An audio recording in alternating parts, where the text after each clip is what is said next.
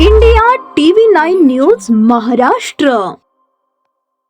19 तारखेला सियाचा वाढदिवस होता म्हणून त्यांनी हट करून खूप त्याच्यासोबत जिद्द करून त्याला 18 तारखेला आपण प्री बर्थडे म्हणून त्याला तिकडं लोहगड किल्ल्यावर घेऊन घेऊन गेल्यानंतर तिथं वरी गेले. ते वरी गेल्या घरनं माझ्याकडनं इथनं 8:20 तो निघाला होता.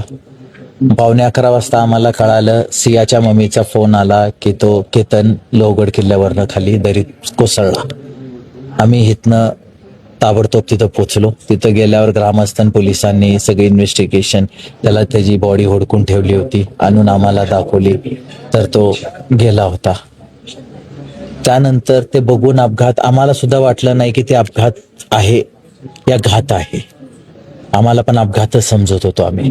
पर जेव्हा त्याची बॉडी घेऊन पोलीस आले त्यावेळेस सियाचा कसलाही रिॲक्शन नव्हता.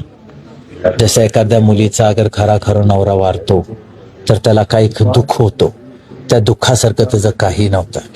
पहिली गोष्ट तिथं थोडी खटकली, परत आम्हाला हॉस्पिटलला जायचं होतं म्हणून आम्ही लक्षात नाही दिलं. आणि तपास झाल्यानंतर आमच्या हे लक्षात आलं की ह्या पोरीचा चेतन बाबूलाल चौधरी ह्या नावाच्या पोरासोबत अफेअर होतं नोव्हेंबरपासून. आणि त्या अफेअरमध्ये ते बाहेर कुठं हनीमूनला पण गेलते, कुठं बाहेर फिरायला पण गेले होते.